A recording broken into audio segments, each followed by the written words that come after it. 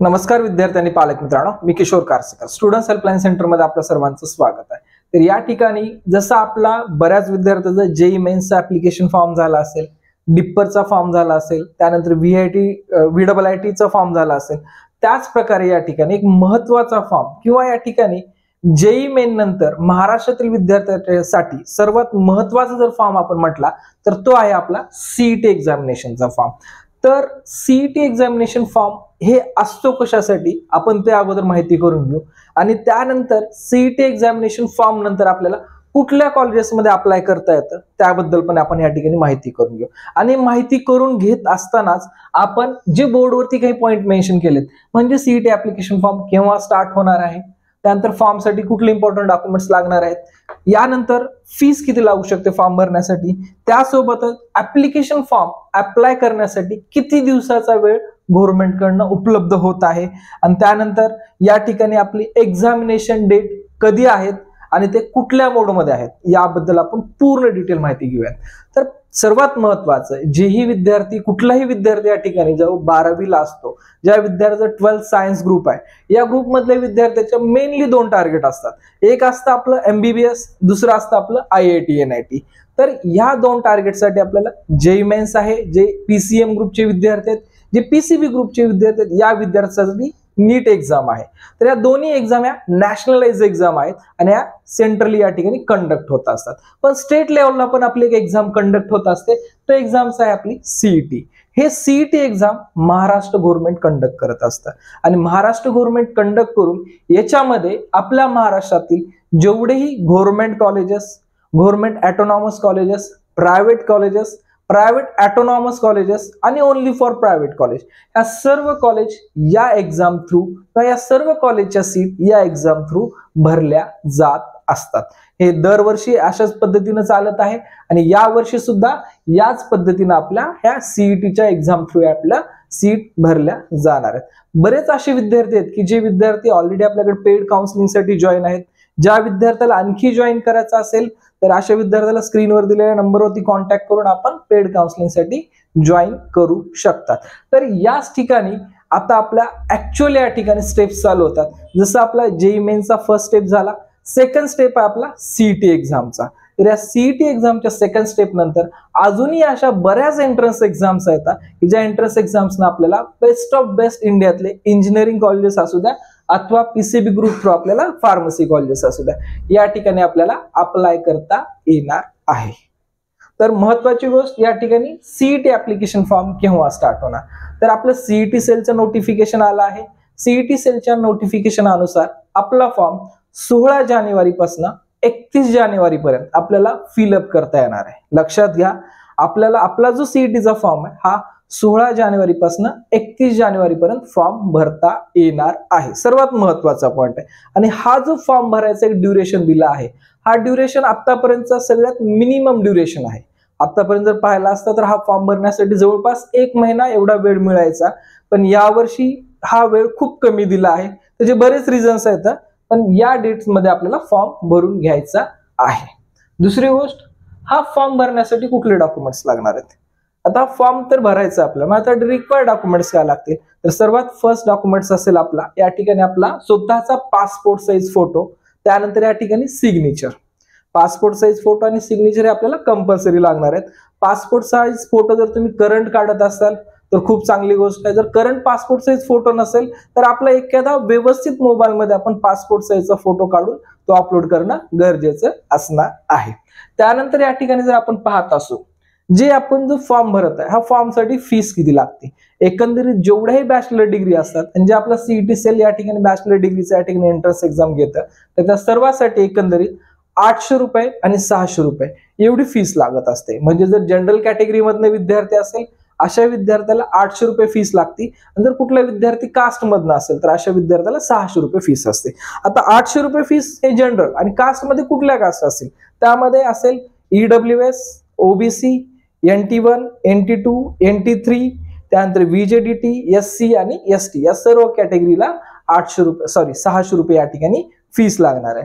त्यात अजून महत्वाचं काय, रिक्वायर्ड डॉक्युमेंट्स मध्ये एक महत्वाचा पॉईंट सांगायचा आहे, जर आपल्या या ठिकाणी ऍप्लिकेशन फॉर्म भरत असताना आपल्याला 10 ची इन्फॉर्मेशन विचारली जाईल आणि अथवा 12ची पण इन्फॉर्मेशन विचारली जाईल.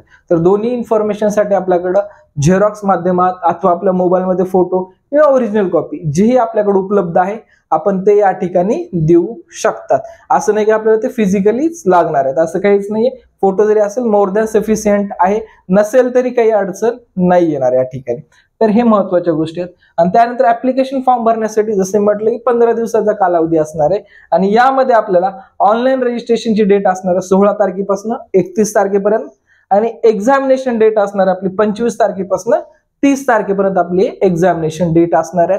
25 ते 30 मध्ये आपला कधीही नंबर येऊ शकतो. एक्झामिनेशन मोड असणार आहे ऑनलाईन मोड, जसं आपलं नीटचं मोड आहे ऑफलाईन आणि पेन अँड बॉल हा मोड नसणार आहे. याच्यासाठी आपल्याला टोटली ऑनलाईन मोडनच आपली या ठिकाणी एक्झामिनेशन होणार आहे.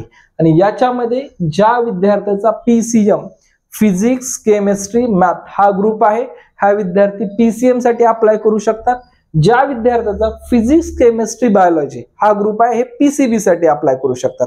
जे विद्यार्थी PCM साठी अप्लाय करतील ते विद्यार्थी पुढे इंजिनिअरिंग साठी एलिजिबल असतील. लक्षात घ्या, PCM मधून जर आपण एक्झामिनेशन दिली आणि आपला ग्रुप स्टेट बोर्ड मध्ये किंवा CBSE बोर्ड मध्ये जर PCM असेल तर आपल्याला या ठिकाणी PCM चीच एंट्रन्स या ठिकाणी घ्यावं लागेल आणि घेतल्यानंतर पुढे आपल्याला इंजिनिअरिंग कॉलेजसाठी पार्टिसिपेट करण्यासाठी हे एलिजिबल क्रायटेरिया मधले एक एक्झाम असणार आहे.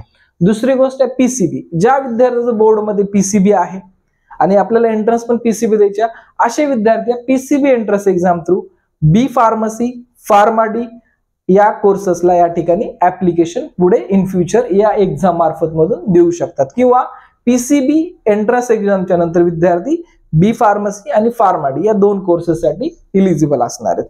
दुसरी गोष्ट आहे की बरेच असे विद्यार्थी की विद्यार्थ्यांचा दोन्ही ग्रुप आहे, म्हणजे PCMB आहे, फिजिक्स केमिस्ट्री मॅथ ऍज वेल एज बायोलॉजी सुद्धा आहे आणि असे जनरल ग्रुपचे विद्यार्थी दोन्ही एक्झाम देऊ शकतात किंवा दोन्ही पैकी एक एक्झाम देऊ शकतात.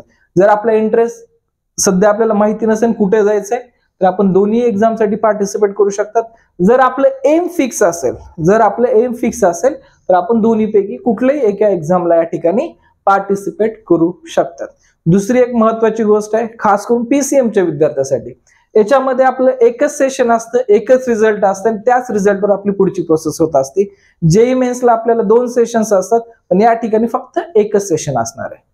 जशी मी तुम्हाला आता इन्फॉर्मेशन दिली आहे या प्रोसेस बद्दल, ऑल इन्फॉर्मेशन तुमची आफ्टर 12 नंतर जेही काउन्सिलिंग प्रोसेस असेल ते तुमच्या काउन्सिलिंग प्रोसेसच्या स्टार्ट पासून किंवा आज तुमच्या CET ऍप्लिकेशन स्टार्ट पासून जोपर्यंत तुमचं कुठल्या कॉलेजला ऍडमिशन चांगलं होणार नाही तोपर्यंतची पूर्ण काउन्सिलिंग प्रोसेस आपण या ठिकाणी विद्यार्थ्याला दरवर्षी करून देत असतो.